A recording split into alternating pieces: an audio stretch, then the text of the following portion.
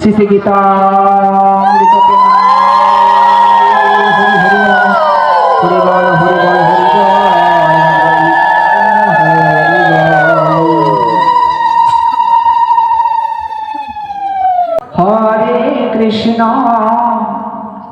হরে কৃষ্ণ কৃষ্ণ কৃষ্ণ হরে হরে হরে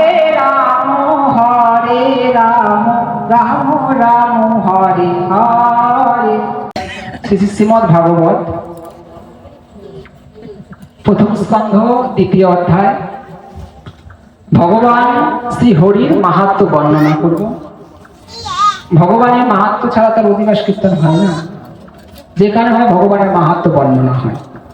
তো ভগবানের মাহাত্ম্য বর্ণনা করে আজকে আমরা অধিবাসের এটা শুরু করব। সেই ভগবান কি বলে আর ভগবানকে পাবো কেমন করে, ভগবানকে জানার জন্য কি করতে হয়, ভগবান জিনিসটা কি, সমস্তটা কিছু আমরা আস্বাদন করব। ভাগবত ভববন্ধন খণ্ডন হয়।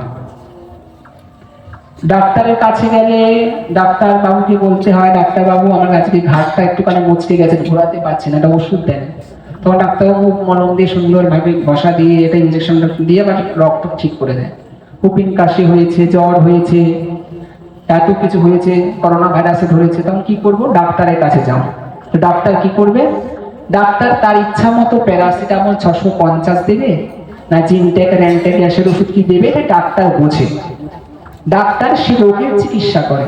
আর এখানে ভববন্ধনের রোগের চিকিৎসা কি, এই যে এটা হলো চিকিৎসার ঔষধ। কেমন চিকিৎসার ঔষধ, ওই যে মনের কালি লাগলে চরিত্রের পরিবর্তন করার জন্য এটাকে আস্বাদন করতে হয়। বলে মনে বাবলা গাছে কষ লেগেছে। কোন বাবলা গাছের, মনে বাবলা গাছের কষ লেগেছে, ও গুরু ধুয়ে দাও সে জ্ঞান সাবানে, গুরু আমার মনের মহিলা যাবে কেমনে। তো গুরুকে গিয়ে প্রশ্ন করতে হয়। ডেটল সাবান, ভীম সাবান, মার্গো সাবান দিয়ে ওপরের ময়লা দূর হয়, কিন্তু কোন ব্যক্তির চরিত্র যদি কালিমা লিপ্ত হয়, চরিত্রের দাগ ওঠানোর জন্য কি করতে হয়, গুরু ঘরে গিয়ে সমর্পিত উন্নত উজ্জ্বল রস রূপী সাবানকে নিয়ে এই বক্ষে ঘষা দিতে হয়। ঘষা দিলে কি হয়, ঘষা দিলে তখন এই ঘষাবান ঘর্ষণের মাধ্যমে এই দেহে চরিত্রের পরিবর্তন হয়, কলঙ্কের দাগটা উঠে যায়, আর কখনো সে কলঙ্কের কালি লাগে না। ঠিক সেই কারণে এমন একজনের কথা বলবো অনায়াসে যিনি ভববন্ধন পার হতে পেরেছে, তিনি এই সমস্ত ব্যক্তি নয়, তিনি আবার ডাকাত। সে ডাকাত ভগবানকে পেয়েছিল, আর আমরা ডাকাতি করি না, আমরা বাড়িতে ঘরে থেকেও ভগবানকে পূজা দিও না, ভগবানকে পাই না। ডাকাত তের ভগবান প্রাপ্তি ভাগবতীয় লীলারস আস্বাদন। তো সেই ডাকাতের বাড়ি উত্তরপ্রদেশের জাজালিয়া গ্রাম। এই জাজালিয়া গ্রামে ডাকাত হরিদাস বসবাস করে। তো ডাকাত হরিদাস চিরটা জীবন যেহেতু ডাকাতি করে, তো একদিন বিবাহের জন্য তার মা বাবা রাজি করাতে পারছে না, যে বিয়ে কর বাবা, বিয়ে কর। কেন, বিয়ে করলে মনে হয় বইয়ের চক্করে পড়ে একটু যদি সংসারে মন বসে, ডাকাতিটা যেন বন্ধ করে। কিন্তু ডাকাত তো বলে যে আমি বিয়ে করব, বিয়ে করলে আবার সংসারে বউ আসবে, বউয়ের আবার ভরণ পোষণ করবো, আরো বেশি ডাকাতি করতে হবে। হ্যাঁ ঠিক আছে, বিয়ে একটা করিয়ে নি। আর এমনি তো বিকাল 3টার সময় আসি কাজ থেকে, ডাকাতি করে মানুষ খুন করে, ভাতও রান্না থাকে না। তো ভাতও যদি রান্না, আবার নতুন করে ভাত বসি, আবার ভাত বসাতে ইচ্ছা করে, আবার রাতের বেলায় আবার ডাকাতি করতে যাব, একটা জ্বালাই পড়েছে। ঠিক আছে, বিয়ে করেই নি, তো মা বাবা যেমন বলছে, তখন ডাকাত আজ বিয়ে করছে। তো বিয়ের পিড়িতে ডাকাত বসেছেন। লাজে রাঙা হলো কোনে বউ গো, আজ মালা বদল হবে এই রাতে, আজ মালা বদল হবে এই রাতে, ও তোরা উলুহ দে বাজাসা কুলুহ দে, ও তোরা উলুহ দে বাজাসা কুলুহ দে, টোপুর মাথা দিয়ে চতুর দোলা দে, মালা বদল হবে এই রাতে, আজ মালা বদল হবে এই রাতে। তো ডাকাতের সাথে বিবাহ বন্ধনে আবদ্ধ হলো ভক্ত মাধবী মা। ডাকাত জানে না তার স্ত্রী একজন ভক্তিমতী নারী। এই ডাকাতের ডাকাতি এবারেই বন্ধ হবে। কেন? একজন সংসারে যদি একজন ভক্তিমতী নারী থাকে, শাস্ত্রে বলে তার 21 পুরুষকে উদ্ধার করে ওই তার ভক্তি দিয়ে। কেমন? বাবার 7 পুরুষ, মায়ের 7 পুরুষ আর শ্বশুর কুলের 7 পুরুষ উদ্ধার করে তার ভক্তি দিয়ে। একজন কৃষ্ণ ভক্ত সন্তান পুত্র সন্তান থাকলে তার 14 পুরুষ বাবার আর মায়ের 7 পুরুষ উদ্ধার করে। তাহলে যিনি কৃষ্ণ ভক্তি পরায়ণা নারী হয় তার পজিটিভ শক্তি অনেক বেশি হয়। সে কারণে নারীরা কৃষ্ণ ভক্তি পরায়ণা যদি হয় তার স্বামী এবং সংসারকে উপরে ওঠায়। আর নারী যদি কামিকা রাক্ষসী হয় তাহলে ওই সংসার থেকে শুরু করে তার স্বামীকে পর্যন্ত নরকের দ্বার পর্যন্ত নিয়ে যায়। তাই হাতে করো কাম, মুখে বলো হরি, মানব জন্ম তোর যাইবে গো চলি। নারী পুরুষ স্বামী স্ত্রী সবাই মিলে একত্রে হরি গুণগান করুন, এটাতেই কাজ হবে, তার আগে কখনো নয়। তো ডাকাতের আজকে ডাকাতির পথ থেকে কৃষ্ণ গুণগান করায় কি করে? এটাই হলো মাধবী মায়ের মেন লক্ষ্য উদ্দেশ্য। আমাদের লক্ষ্য উদ্দেশ্য হলো আমরা কৃষ্ণকে পাওয়ার। তবে আমরা মাঝখানে একটা হাত উঠিয়ে দিই। কেমন হাত? ডান হাত বা হাত বাদে অজু হাতটা বলি উনি এই গুরু ঘরের, উনি ওই গুরু ঘরের, উনি এই গুরু ঘরের। তো গুরু ঘরের দিয়ে আবার কি হবে? এই বাগান দিয়েও আসলে এখানে আসা যায়, পাড়ের এখান দিয়ে আসলে এখানে আসা যায়, ওই কালীতলা থেকে শুরু করে গুনোর বাড়ির এপাশ দিয়ে ঘুরে তপাদের বাড়ির এপাশ দিয়ে আসলেও এখানে আসা যায়। রাস্তা আলাদা কিন্তু লক্ষ্য উদ্দেশ্য এখানে আসা আমাদের, তাই তো? ঠিক তেমনি ভগবানকে পাওয়ার লক্ষ্য উদ্দেশ্য আমাদের স্থির রাখতে হবে। তো মাধবী মা বলছে এই স্বামীকে আমি কেমন ভাবে ভক্তি পথে আনি। আচ্ছা ঠিক আছে। তো আর সে কারণে একদিন দুদিন 3 দিন পর থেকে আজ ওই পাড়ার মধ্যে 56 প্রহর ভাগবত পাঠ, 7-8 56 মানে 7 দিন ব্যাপী ভাগবত পাঠ হবে। সেখানে বড় বড় পাঠকরা আসে, নবদ্বীপের পাঠক, বৃন্দাবন থেকে পাঠক, এমনকি পুরীধাম থেকে পাঠক, বিভিন্ন দূর দূরান্ত পাঠকরা এসে 7টা দিন পাঠ করে। তো এখানে পাঠ হচ্ছে ভাগবতীয় লীলারস।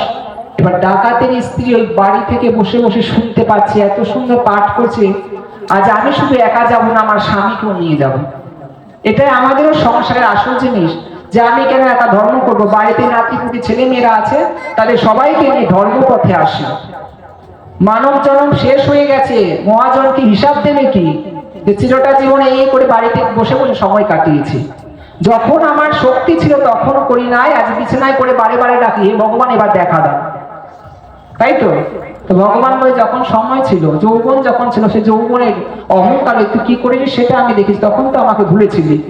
আর এখন বৃদ্ধকালে জমের তোরা, সে জমের ভয়ে তোরা এখন ডাকছিস, এখন কোনো কাজ হবে না। দাঁতই এখন নাই, হরি বল বলতে হক বক বল, তো কি রে বললো আবার? দাঁত তো এখন নাই, উচ্চারণ তো হয় না। তো যতক্ষণ দাঁত থাকে এই উচ্চারণটা করার জন্য, জিহ্বা যেন আড়ষ্ট না হয়ে যায়, তো ততক্ষণ পর্যন্ত ভগবানের নাম জপ করতে হয়। তো এখন ওই ডাকাতের স্ত্রী ভাবছেন আমার এই যে স্বামী আছে, স্বামীকে আমি আজকে ওই ভাগবতীয় আসরে আনতে যাব। কেন? যে ভাগবতীয় আসর চক্রে যদি আসে, ধুলা যদি কারো গায়ে লাগে, সে পাপী পর্যন্ত শুনেছে ভাগবত পাঠক বলছে উদ্ধার হয়ে যায়। তো আমার স্বামীকে নিয়ে ধুলার মধ্যে একবার গড়াগড়ি করাবো। কেন? জঙ্গে মাখো মাখো হে এই নগ্রজের ধুলা, ওরে ধুলা নয় রে বালি নয় রে গোপী পদ রেণু, এই ধুলা বাঞ্ছা করে ওই নন্দের বেটা কাহানু। অঙ্গে মাখো মাখো হে এই নগ্রজের ধুলা। তো সেই কারণে মাধবী মা ভাবছে আমার ডাকাত স্বামীকে এই কৃষ্ণ ভক্তের লাইনে এসে অন্তত এই যে বৈষ্ণবদের পদ ধুলা পড়েছে, ধুলার মধ্যে অন্তত পরশ করালো করাবো। তোমার স্বামীকে বলছো স্বামী প্রতিদিনই তো ডাকাতি করো, বুদ্ধিটা দেখেন কোথায়? ওইখানে হরিবাসর হচ্ছে, ওই দেখো ওইখানে, চলো ওইখানে গিয়ে ডাকাতি করবে। কেন? তুমি এই বনের ধারে বসে বসে মশার কামড় খাও, কখন লোক একটা আসে, হা করে থাকো, তার উপর ঝাঁপিয়ে পড়বো। আর ওইখানে গিয়ে দেখো কত শয়ে শয়ে শয়ে শয়ে লোক বসে আছে, সবার গলায় সোনা কানে সব আছে, অনেক আছে, তুমি ওখানে গিয়ে ডাকাতি করবে। মাধবী মা জানি যে যারা কৃষ্ণ গুণগান করতে তাদের গলায় সবার ব্যারিকেডের মালা আছে, এই ব্যারিকেডের মালা। তো এই মালা তো আর জানে না, মালা স্পর্শ করলেও আমার স্বামী উদ্ধার হবে, গলা আগে দেখি গলার মধ্যে কি আছে। তো সেই কারণে বারে বারে বারে বারে কি করে, তার স্বামীকে আনার জন্য আজ তার ফোন দিয়ে আছে। তখন স্বামী মনে মনে শুয়ে শুয়ে ভাবছে, ঠিকই অনেক লোকই তো আছে, তাহলে আমি গিয়ে একটুখানি যাই। এখন আজ ভাগবতী ওখানে মাধবী মা এসছে, আর ভাগবত পাঠক পাঠ করছে। কি পাঠ করছে? আরে না শুনি পিতার বাক্য সুখদেব স্বামী, কহে হরি আরাধনে চলিলাম আমি, একমাত্র ছিল পুত্র হইল বিরাগী, বিরোহী কাতর ব্যাস হন পুত্র লাগি। আর যখন পাঠ করছে তখন ডাকাত কি করছে, ডাকাত সবাই চেনে ডাকাতকে, এখন ডাকাত মুখটাকে ঢেকে এ পর্যন্ত ঢেকে ওই পাঠকের কানে কানে গিয়ে বলছে, এই যে পাঠক মশাই, পাঠক মশাই ভাবছে কেউ মনে এসেছে, ঠিক আছে বস। আচ্ছা ঠিক আছে বসছে, মানে ওর কথা হলো পাঠ বন্ধ করে আমি ডাকাতি করি। তো ওইখানে বসে আছে, আর পাঠক মশাই পাঠ করছে। কি পাঠ? যে বৃন্দাবনে একটা ছেলে আছে, এই বৃন্দাবনে যে ছেলেটা থাকে তার নাম কৃষ্ণ। এই কৃষ্ণের সারা অঙ্গের মধ্যে 9টা গহনা আছে, একটা গহনার দাম 9 লক্ষ টাকা, 9টা গহনার দাম 9 9 81 লক্ষ টাকা। তো বর্ণনা দিচ্ছে কি কি ভগবানের গহনা কোনটা, একটা চূড়া, 2টো কানের, হিসাব করবেন, একটা গলার, 2টো হাতের, একটা কোমর বন্ধনী, 2টো পায়ের, এই 9টা গহনা ভগবানের। তো ওই পাশে বসে ডাকাত মুখ বন্ধ করে বলছে, পাঠক মশাই কি বললেন আরেকবার বলেন। ও পাঠক মশাই কি বললেন? ওর মনে ভাবনা যে এখানে তো অল্প অল্প থাকতে পারে, ওই 81 লক্ষ টাকার গহনা কার বর্ণনা দিচ্ছে। ও পাঠক মশাই বইয়ে, এটা খবরের কাগজ নাকি আবার? ও পাঠক মশাই আরেকবার বলেন। তবে পাঠক মশাই বারে বারে পাঠকের পাশ থেকে যদি কেউ একটু মানে অসুবিধা করে, পাঠক মশাই একটু অসুবিধা হয়, তো পাঠক মশাই ঠিকই করে উঠেছে। আর ডাকাত মুখ থেকে আজ কন্যা ফেলে দিয়ে, যখনই ফেলে দিয়েছে সবাই দেখে বলছে, ডাকাত, আরে ডাকাত হরিদা, সবাই পালাও। আর যখনই ডাকাত সবাই পাঠক পাঠ করছে না, সবাই চারিদিকে দৌড়ে দৌড়ে পালিয়েছে।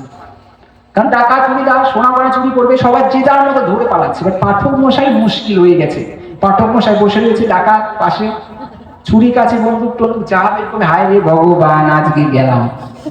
তো মনে মনে ভাব, তো পাঠক মশাই মনে মনে ভাবছি, মা এখানে এত টাকা পড়েছে, খুচরা কয়েন টয়েন, এই 7 দিনের পাঠের মধ্যে লাস্ট দিনের পাঠ, এত চাল পড়েছে, এত বস্ত্র কষ্ট সব দিয়েছে, এগুলো কি করে ছেড়ে যায়, এগুলো কি করে ছেড়ে যায়, এত টাকা পয়সা পড়েছে, এগুলোকে ছেড়ে গেলে হয় নাকি? এখনো পাঠক মশাই ওই দিকে তাকিয়ে আছে, আর ডাকাতের দিকে ভয়ে ভয়ে বৃদ্ধ পাঠক মশাই তাকাচ্ছে, যদি আমাকে একটা পিস্তলের বাড়ি দেয়, এ বুড়া বয়সে আমি মরে গিয়ে তো আর তো আরো আগে যাবো।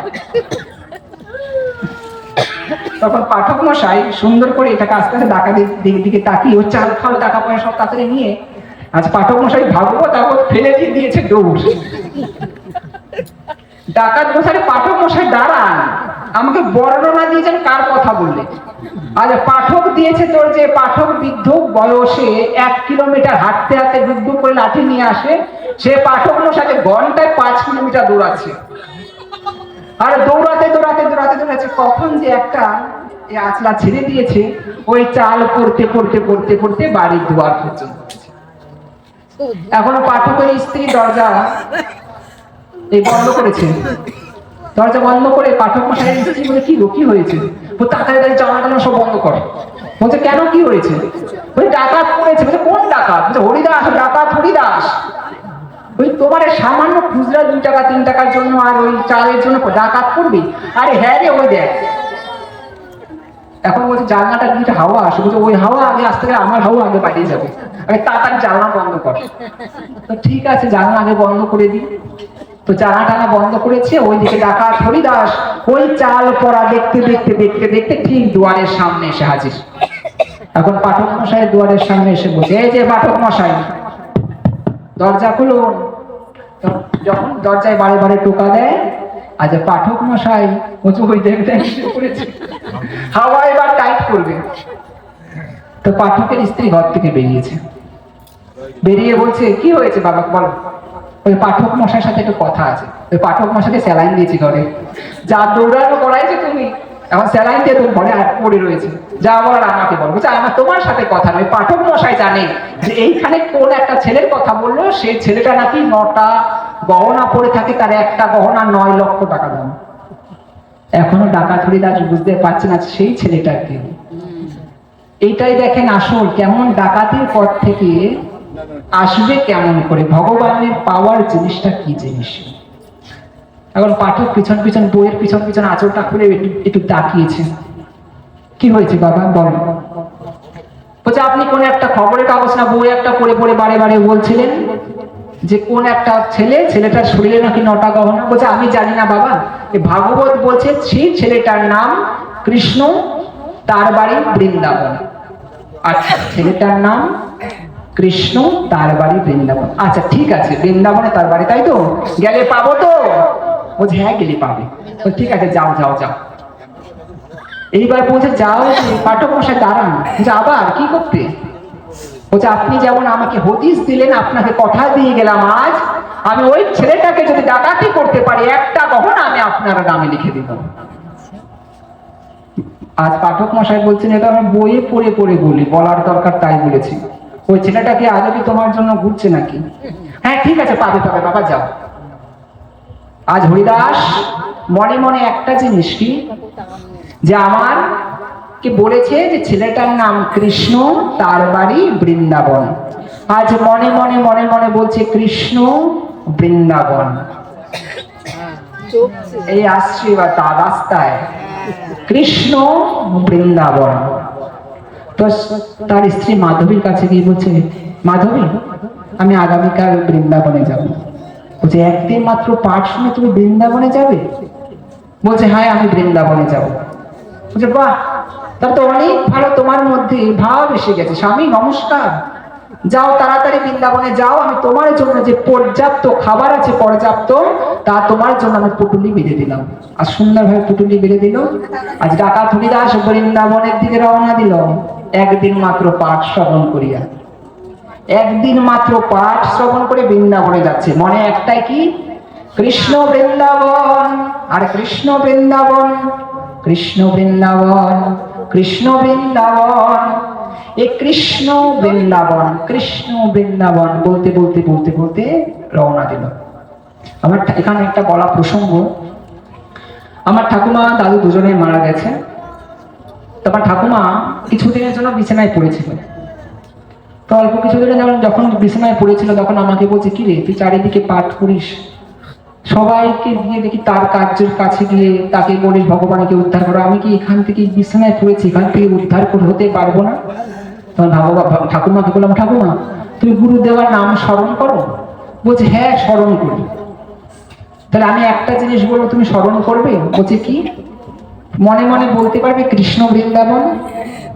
এটা এমন একটা জিনিস কৃষ্ণ বৃন্দাবন, এই কথাটা আপনারাও মনে মনে বারে বারে বলতে থাকুন, দেখবেন একদিন বৃন্দাবন থেকে রাধারানী আপনাকে ডেকে নেবে, আপনাকে স্থান দিয়ে দেবে তার চরণ তলে। এটা পজিটিভ শক্তি, এই কারণে বলা হয়। তো ঠাকুমা যদি এখন কৃষ্ণ বৃন্দাবন বলো তো? বলছে হ্যাঁ বলি। ঠিক 3 দিন পরে একাদশী বৃহস্পতিবার সন্ধ্যাবেলা ঠাকুমা প্রাণ ত্যাগ করল এই কৃষ্ণ বৃন্দাবন বলতে বলতে। একাদশীর দিন শুনেছি, একাদশীর দিন কেউ দেহ রাখলে ভালো উত্তম স্থানে যায়। তো জানি না ভগবান কোথায় নিয়েছে। তো আমাদেরও যদি আমরা কৃষ্ণ বৃন্দাবন বলতে পারি, আমাদেরও ঠিক জায়গায় আমাদেরও স্থান হবে। তো কৃষ্ণ বৃন্দাবন এই কারণে জপতে হয়। আর যে কৃষ্ণ বৃন্দাবন বলতে বলতে ডাকাত চলিলেন কোথায়? বৃন্দাবনের উদ্দেশ্যে।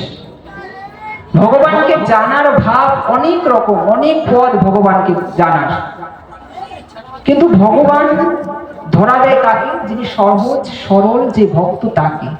আজ ভগবানও ধরা দেবে যে এই যে আমার ডাকাত হরিদাস আসছে, এর মধ্যে অহংকার নাই, এর মধ্যে দ্বন্দ্ব নাই, এই একটা জিনিস কি কৃষ্ণ ছেলেটাকে ধরবো, কৃষ্ণকে ধরবো আর ডাকাতি করবো।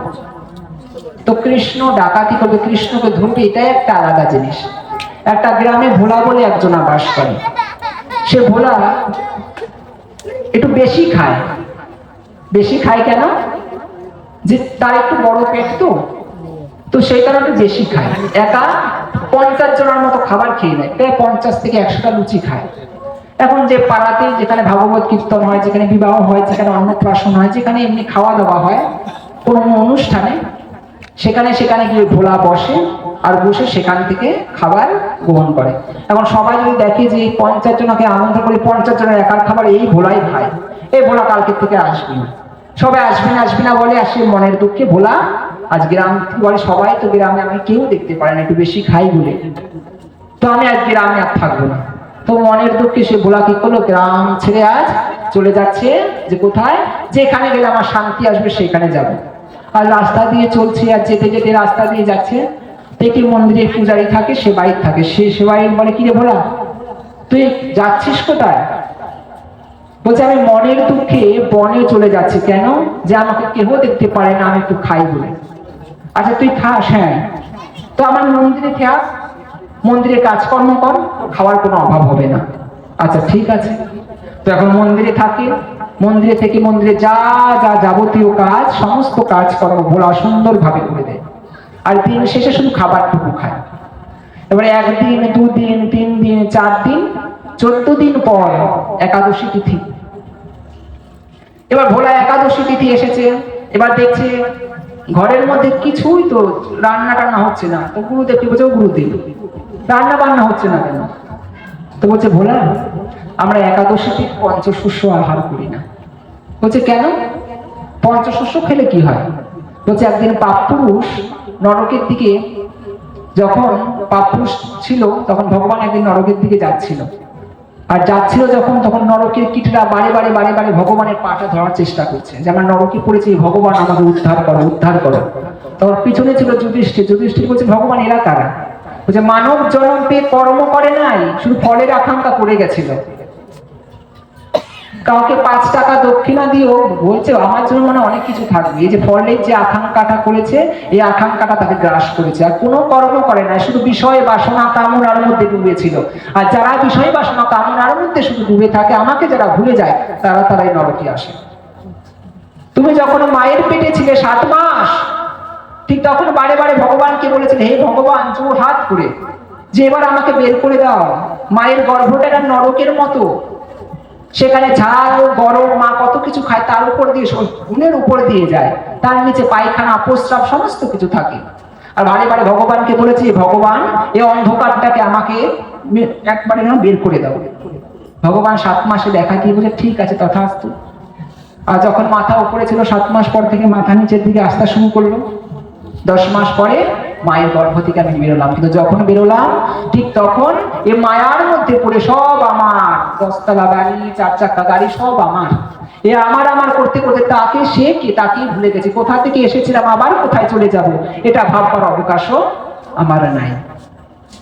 তো একাদশী পালন করি কেন? আমি একা, আমি নিজে তার কাছে দোষী হয়ে গেছি, তাকে ডাকতে পারি না, তাই তো আমি একাদশী পালন করি। ও আচ্ছা, একাদশী পালন করছে না। আচ্ছা তাই একাদশীর দিন কি হয়?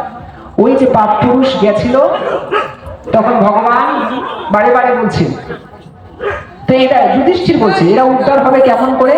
বলছে একাদশীর দিনে যারা একাদশীর নামটুকু শ্রবণ করবে, একাদশী শুধু বলবে, তারাই উদ্ধার হয়ে যাবে।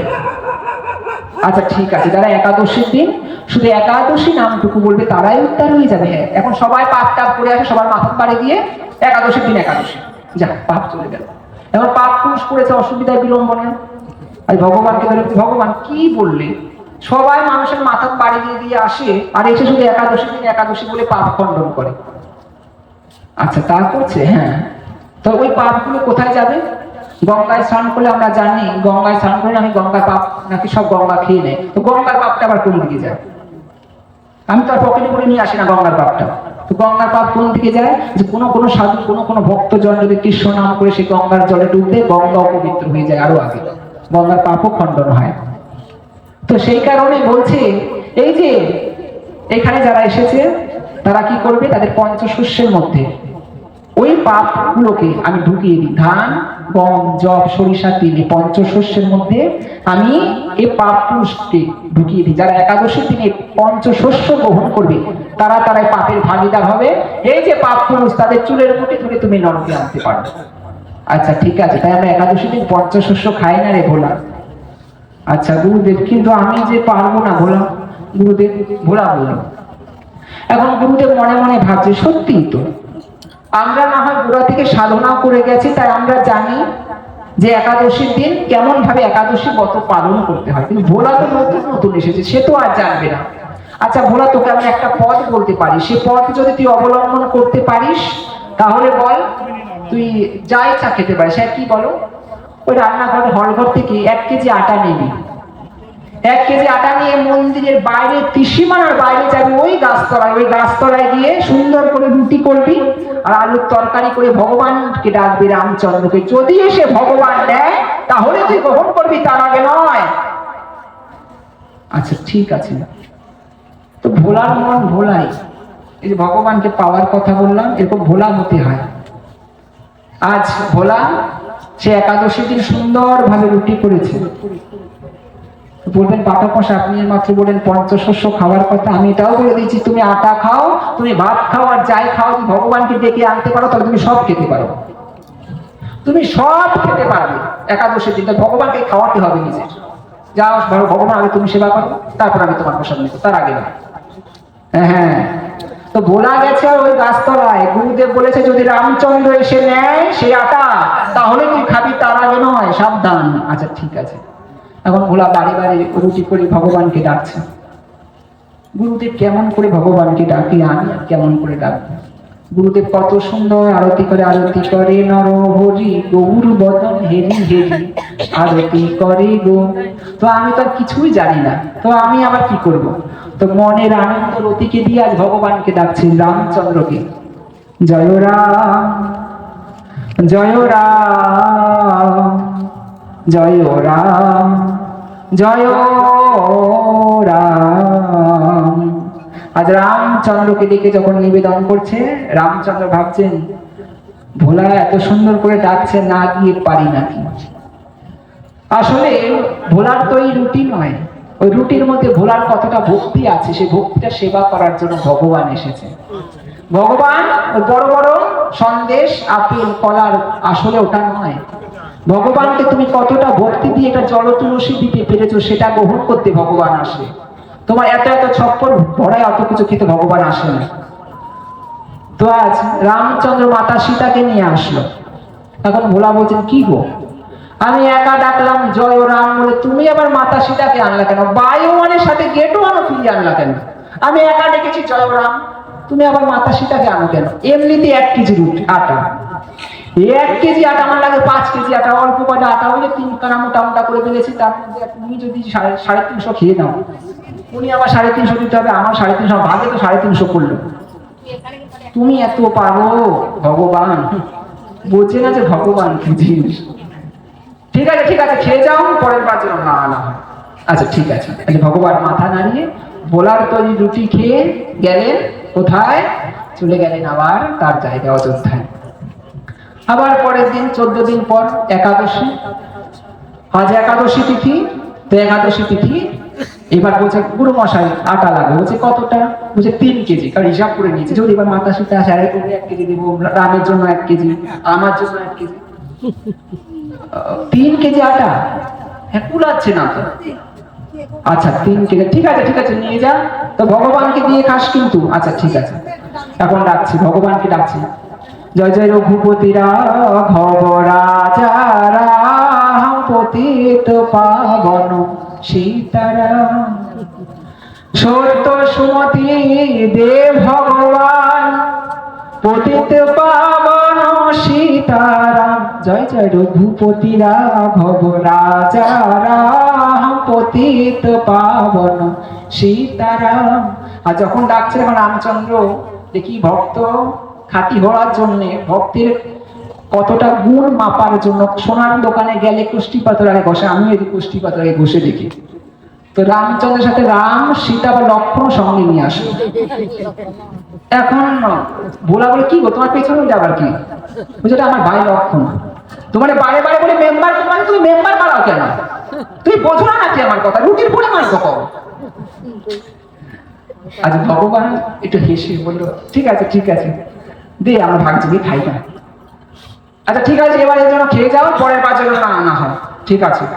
তো এবার খেয়ে চলে গেল। চলে যাবার পর আবার 14 দিন পরে একাদশী। এবার গুরুদেবের কাছে গিয়ে, গুরুদেব আমার এই 2-3 কেজি আটাতে লাগবে না। কত আটা লাগবে? 11 কেজি। 11 কেজি? কোন পেটে খাবি? এটা কোলা নাকি? তো পেট না চুলা, এটা কি ঢুকাবে শুধু নাকি পেটের মধ্যে? গুরুদেব মনে মনে ভাবছে, ঠিক আছে ভোলা, তুই 11 কেজি আটা নিয়ে যা, আমি দেখবো তুই 11 কেজি আটা কেমন খাস কেমন। গুরুদেব মনে মনে ভাবছে, রেশনে আসে আটা দেওয়ার পোটলা লাগা, আপনি নেবেন না, স্লিপটা আমাকে দিয়ে দেন, আমি এখানে আপনার টাকা দিয়ে দিব। তো এখন ভাবছে ওর ডুপ্লিসিটি করছে মনে হয়, মন্দিরের চালপত্র নিয়ে ভোলা মনে হয় কোথায় বিক্রি করে দিচ্ছে। আচ্ছা ঠিক আছে যা, দেখি তুই 11 কেজি আটা খাস কেমন, আমি তো আগে দেখবো। তার ঠিক আছে যা, মনে মনে আগে যাবে। আজ ভগবানকে রামচন্দ্রকে নিবেদন করছে। তো ভগবানকে যখন নিবেদন করছে, আজ কোনো গান ফান করছে, এই রামচন্দ্র আসো, রামচন্দ্র আসো। আর রামচন্দ্র আসলো কাকে কাকে নিয়ে? রাম, লক্ষ্মণ, ভরত, শত্রুঘ্ন, বীর হনুমান, সবাইকে নিয়ে অযোধ্যা চলে এসছো এখানে। বলছে আমি জানতাম তুমি আগেই যে তুমি এত লোকরে আনবে, তাই আমি আটাও বেশি করে আনছি। আর এবার আমি আর রুটি রুটি করি নাই, তোমরা করবে আমি খাবো। এখন ওই বলাকে শুনে রামচন্দ্র বলছেন, যে জন কৃষ্ণ ভজে, যে জন নাম ভজে, সে বড় চতুর হয়। ওরে ভোলা, তুই এতদিন গুরুদেবের সাথে থাকতে থাকতে তোর তুই এত চতুরতা পাবে যে আমি বুঝি নাই। ঠিক আছে ঠিক আছে, তুই বস। আজ এই মাতা সীতা রুটি করবে, সেই রুটি আমরা সবাই মিলে খাবো। আজ মাতা সীতা সুন্দরভাবে রুটি করছে, আর ওইদিকে গুরুদেব আসছে কি দেখে, ভোলা সত্যি রুটি খায় না বিক্রি করে দেখি। আজ গুরুদেব যখন আসছে, তখন এই ভোলা গাছের তলায় বসে রয়েছে। কিরে ভোলা, আটা টাটা কোথায়? রুটি কই তো? রুটি করে খাবি কি? বলছে আমি বলে দিচ্ছি গুরুদেব, এবার আমি রুটি করতে পারবো না। দেখো রামচন্দ্র রুটি করছে। গুরুদেব দেখতে পাচ্ছে না রামচন্দ্র যে আসলে রুটি করছে। রামচন্দ্র কি? গুরুদেব দেখতে পাচ্ছে না কেন? ভোলার অল্পতে কৃষ্ণ গুণগানের মধ্যে যে জ্ঞান চক্ষুর উদয় হয়েছে, তার গুরুর এখনো সে জ্ঞান চক্ষুর উদয় হয় নাই। তো জ্ঞান চক্ষুর উদয় না হলে ভগবানকে কখনো পাওয়া যায় না। চর্ম চক্ষু এগুলো মায়ার চক্ষু, যেদিকে যাবে সেদিকে বিপদ। আর জ্ঞান চক্ষু যেদিকে যাবে সেদিকে কি হয়? বিপদ সব তারণ হয়ে যায়। এটা হলো জ্ঞান চক্ষুর মহিমা। তো ফাজলামি করছিস, কোথায় রামচন্দ্র? বলছে ওই তো রামচন্দ্র। বলছে তুই মিথ্যুক, তুই নিশ্চয়ই আটাটাকে বিক্রি করে দিয়েছিস। বলছে না গুরুদেব, আমি বিক্রি করি নাই। তোর এই মন্দিরে থাকার কোনো রকম তোর এসে নেই, যা এই মন্দির থেকে বেরিয়ে যা। তখন আজ ভোলা মনে মনে হয়, সত্যি তো ওই তো রামচন্দ্র রুটি করছে। আজ গুরুদেবের চরণে যখন ভোলা হাত দিয়ে দিয়েছে যে গুরুদেব আমি মিথ্যুক নয়, ওই দেখো, তখন শিষ্যের পরশে গুরুদেবের জ্ঞান চক্ষুর উদয় হয়। আর গুরুদেবের সে জ্ঞান চক্ষুর উদয়ের মাধ্যমে দেখে স্বয়ং জগতের ভগবান সামনে দাঁড়ায় আছে। জয় জয় নিতাই।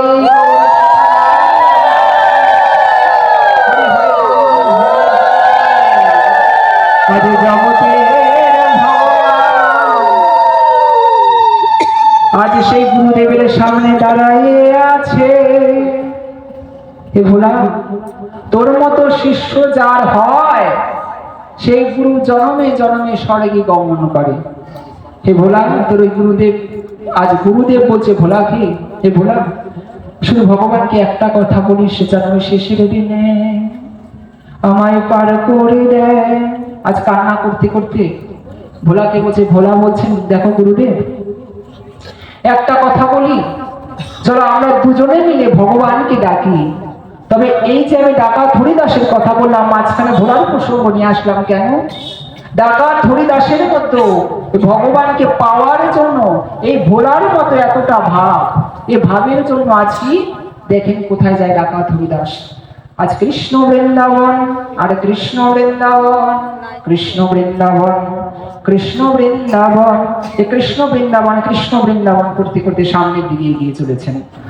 আজ যেতে যেতে যেতে যেতে যেতে যেতে আর 4 দিন অতিবাহিত, আর অতিবাহিত হতে হতে আজ অনেকটা চলে এসছেন। আজ সেখানে দেখছেন একটি বালক দাঁড়িয়ে আছেন, সে আবার পিঠের মধ্যে দুধ দই ছানা নিয়ে এসছেন। তো হরিদাসের অনেকটা খিদে পেয়েছে। তো হরিদাস বলছে, এই যে বালক, বালকটা আসলে কেউ নয়, ভগবান।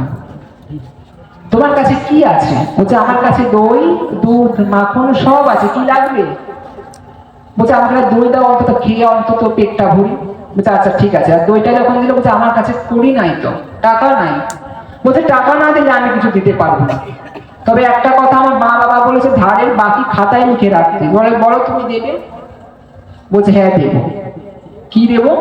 ও টাকা কই, তাহলে কি দেবে? বলছে, আমি যাচ্ছি বৃন্দাবনে কৃষ্ণ ডাকাতি করতে, ওখান থেকে কৃষ্ণ ডাকাতি করে এনে তোকে একটা গহনা আমি তোকে বিনা পয়সায় দিয়ে যাবো। ভগবান বলছে, আমার খাচ্ছ, আমার বলছে, আমারই ডাকাতি করবে? ঠিক আছে, আহো, এদিকে আহো তুমি।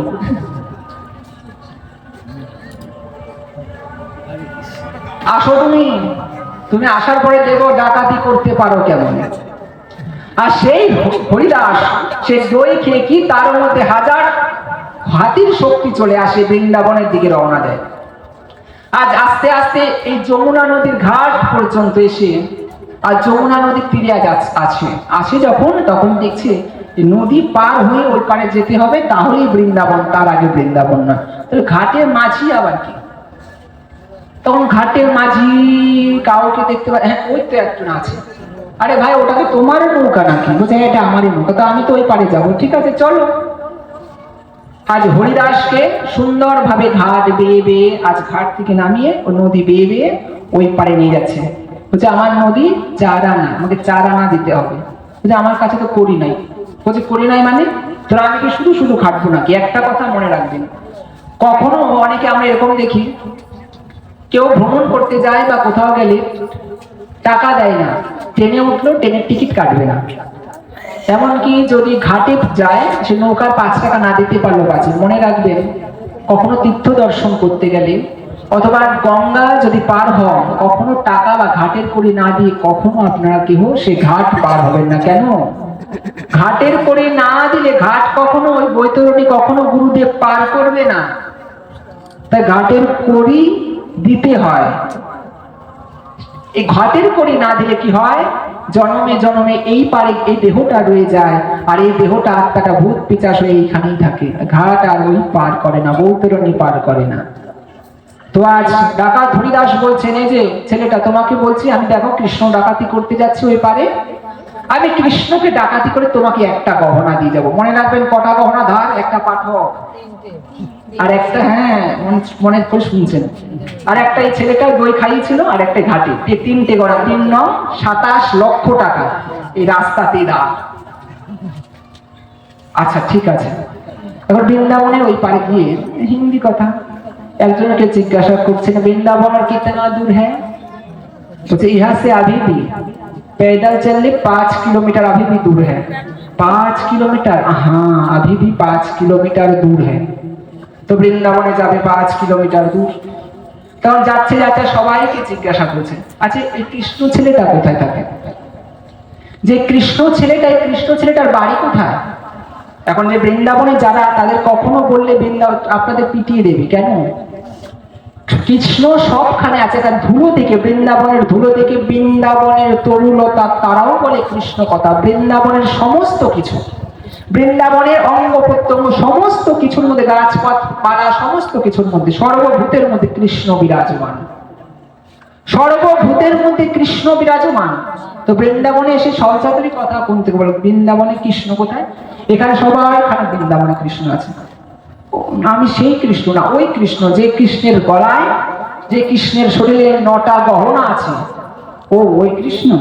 ওই কৃষ্ণ প্রত্যেক দিন নবলক্ষ ধেনু নিয়ে বৃন্দাবনে বোধন চড়াতে এইখান দিয়ে রাস্তা দিয়ে যায়। আমি তাকে দেখবো কেমন করে? বলছে, এখানে বসো না, তোমার ভাগ্য তাকে দেখতে পাবে। ভগবান সবাইকে ধরা দেয় না, ভগবান সবাইকে ধরা দেয় না। কোনো ভাগ্যে কোনো জীবের শ্রদ্ধা যদি হয়, তবেই সেই জীব সাধু সঙ্গ করে। এই ভগবান ধরা দেওয়ার জন্য ভগবান আজ আসছে কোথায়? এই বৃন্দাবনের মাঝারে নবলক্ষ ধেনু নিয়ে চড়ায়। ভগবান কোথায় নবলক্ষ ধেনু চড়ায়? এ পরীক্ষিত মহারাজ শুকদেব গোস্বামীকে প্রশ্ন করেছে। এই যে নবলক্ষ মানে 9 লক্ষ, এত গরু চড়ানোর জন্য তো কত বড় একটা বাগানের প্রয়োজন হয়, এত বড় বাগানটা কোথা থেকে পাবে? তখন বলছে শুকদেব গোস্বামী, দেখো ভগবান সেইখানে, সেই বাগানে গরু চড়ায়। কোন বাগানে? সে বাগানে, সে বাগানে, সে বাগানে, সেবার গানে নবলক্ষ ধেনু ভগবান চড়ায়। এখনো পরীক্ষিত মহারাজ বুঝতে পারেনি সেই বাগানে কিসের চাষ হয়। যদি আমারে বলো আমিও চাষ করবো সেই বাগানে, সেই বাগানে সেটা নয়, আনারস চাষ হয়। ও আনারস, তাহলে আমিও চাষ করি। বলে সেই আনারস নয়। কোন আনারস? আনারস, তাকে আনার রস, হ্যাঁ তাকে আনার রস জানতে হবে। যেই রসে ত্রিভুবন হয়েছে বস, সেই আনারস, আনারস। ও আচ্ছা, তো এই আনার রস এই দেহের মধ্যে গুরুদেব সমর্পিত উন্নত উজ্জ্বল রস ঢেলে দিয়ে গেছে। প্রত্যেক গুরুদেবের কাছে গিয়ে প্রশ্ন করতে হয়। এই কারণে সে আনার রস জানতে হয়, তাহলে দেহে আসে, নলে নয়। গুরু ধরলাম 15 বছর আগে, গুরুদেবের মুখও দেখি না, গুরুদেবও আসে না। কোথায় আমরা, কোথায় গুরুদেব? গুরুদেব আসলে যে আপনার, আপনি যান গুরুদেবের দুয়ারে গিয়ে প্রশ্ন করুন। আচ্ছা, তো এই হরিদাস বলছে অদ্যপিও সেই লীলা করে গুরু রায়, কোন ভাগ্য জনে সেই লীলা দেখিবারে পায়। তো ওই বাগানের মধ্যে ঝাপটি মেরে বসে আছে কি, এই রাস্তা দিয়ে কৃষ্ণ আসবে নবলক্ষ ধেনু নিয়ে। তো ভগবান প্রত্যেকদিন সেই লীলা করেন। ওই যে বললাম কোন ভাগ্যজনে সেই লীলা দেখে। তো আজ নবলক্ষ ধেনু নিয়ে আজ আসছে। সামনে নবলক্ষ ধেনু হাঁটছে, পেছনে আছে শ্রীদাম, সুদাম, দাম, বসুদাম, বসুমঙ্গল, লবঙ্গ, কিঙ্কর, মহাদেব, এরকম 24 জন সখা। তার পেছনে ভগবান 25 নম্বরে কৃষ্ণচন্দ্র। এখন সবার প্রথমে শ্রীদামের সামনে, এই তুই কৃষ্ণ? বলছে না না আমি কৃষ্ণ নয়। কোথায় কৃষ্ণ? বলছে পেছনে। পিছনে সুবল দাঁড়িয়ে আছে, আর সুবলকে ধরবে তুই কৃষ্ণ? বলছে না না আমিও কৃষ্ণ না। তাহলে কে কৃষ্ণ? বলছে একবারে পেছনে কৃষ্ণ আছে। আচ্ছা, একবারে পেছনে কৃষ্ণ আছে, ঠিক আছে, সবাই যায়। আজ কৃষ্ণকে ধরেছে। হ্যাঁ একটু এই ছেলেটা কৃষ্ণ মনে হয়। দেখি তো 9টা গহনা আছে নাকি, 1 2 3 4 5 6 7, হ্যাঁ এই 9টাই তো গহনা। তার মানে এই ছেলেটাই সেই কৃষ্ণ। আমি যার কারণে বৃন্দাবনে আসলাম, আজ সেই কৃষ্ণকে আমি ডাকাতি করব। ভগবানকে ডাকাতি করা অত সহজ নয়। ভগবান বলছে আমাকে ডাকাতি করবে? বলছে হ্যাঁ তোকে ডাকাতি করবো। ঠিক আছে, কি করবে? আমাকে কি করতে হবে? ছোট্ট ভগবান বলে তারা সুস্থিরে আমি তোর গহনাগুলো আগে নামাই।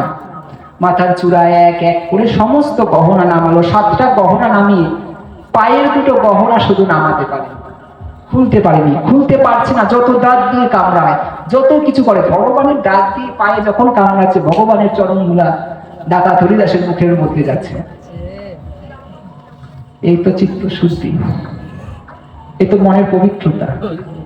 ভগবানের চরণ ধুলা যাচ্ছে হরিদাসের মুখের ভিতরে।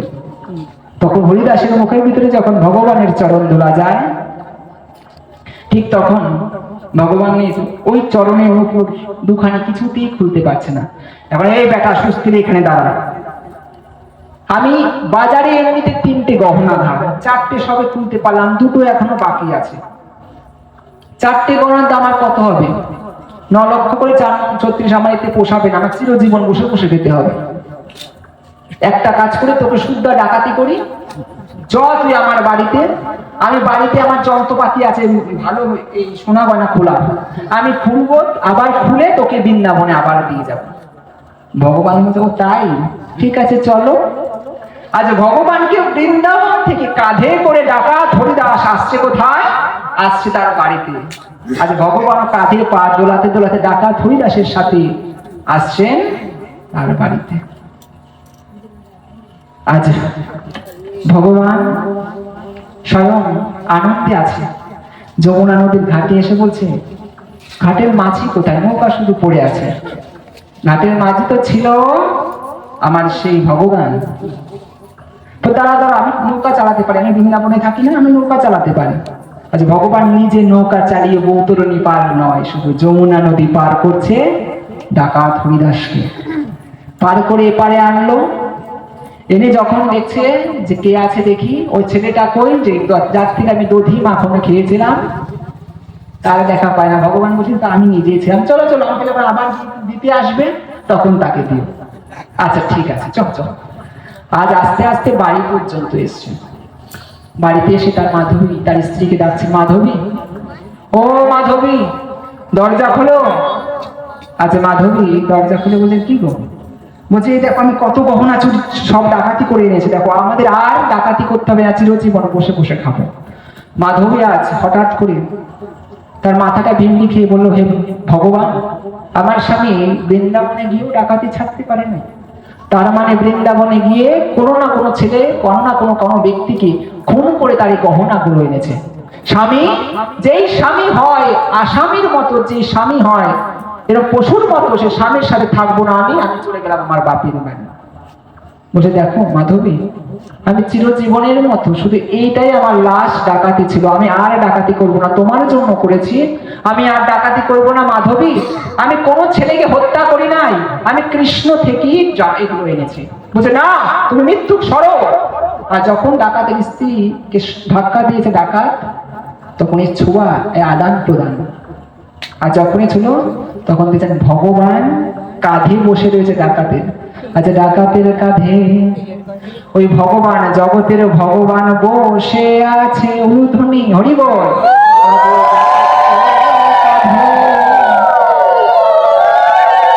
ভগবান বসে আছে, আজ ভক্তকে কৃপা করবে বলে, আজ ডাকাতের কাঁধে ভগবান বসে আছে। কি গো তোমাদের ঝগড়া থেমেছে? পায়ের পুরো দোকানে খুলে দেবো। আজ ডাকাত হরিদাস ভগবানের দিকে তাকিয়ে বলছে, কি গো তুমি যদি আমাকে পায়ের পুরো দোকানে খুলে দিতে পারো তাহলে বৃন্দাবনে দিলে না কেন? আরে বৃন্দাবনে দিলে আমি কি তোমাদের এত সুন্দর তোমার সাথে লীলা আস্বাদন করতে পারতাম? আমি তোমার মতো ভক্ত, তোমার মতো সাধুর সাথে লীলা করার জন্য আমি এই লীলাটি রচনা করেছি। হরিদাস তুমি আজ থেকে ডাকাত নও, কৃষ্ণ নাম করো, হরি নাম করো, এই হরিনামের সাথে সাথে তুমি উদ্ধার হতে পারবে। তার কি ভগবান আজ অদর্শন হয়ে গেল, তার ঘরের মধ্যে গোপীনাথ বসালো। আজ স্বামী আর স্ত্রী মিলে আজ হরি গুণগান করে, কৃষ্ণ গুণগান করে। ডাকাতের স্ত্রী বলছেন, চলো স্বামী আমরা কৃষ্ণ গুণগান করি। বলছে আমার যে জিহ্বা আড়ষ্ট, আমি কৃষ্ণ গুণগান করতে পারি না। বলছে আমি শিখিয়ে দেবো কি? বলছে বলো, হরে কৃষ্ণ হরে কৃষ্ণ কৃষ্ণ কৃষ্ণ হরে হরে, হরে রাম রাম রাম হরে হরে। বিশ্রাম দেব।